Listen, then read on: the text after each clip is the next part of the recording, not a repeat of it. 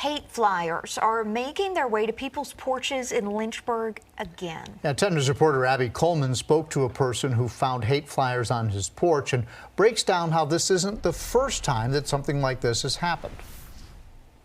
When Dennis Martin stepped out his front door Monday morning, he made a disturbing discovery. I looked over and I saw some paperwork on my windshield of my truck, which I thought was odd. A closer look showed Martin these papers were racially charged flyers, which he found more of in the back of his truck and back behind his house. It made me think, who's out here walking around my property. Martin shared the flyers with me. One was an old advertisement for slaves, another talked about child abuse and circumcision, and the last one made reference to Jewish leaders around the world. Each of them had QR codes linking to several songs on YouTube, and one video connecting Jewish people to 9/11. My thought process was, why am I being targeted? Why is this at my house and I don't see it in anyone else's home? But this isn't the first time flyers like this have hit Lynchburg. On Christmas Eve, flyers were found in other areas of town, prompting city leaders to address it last week during a meeting. Is this in response to that meeting?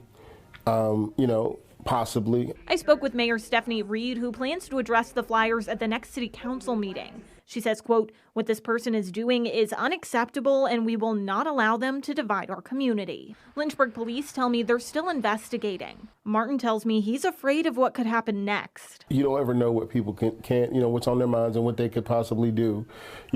Dropping a flyer at someone's home is bad, but it's not as, it could escalate to something else. He says he wants open communication in the community to resolve issues like this. They could have came to my door, rang my doorbell, and we could have talked about those things if that's what you want to do. In Lynchburg, Abby Coleman, 10 News, working for you.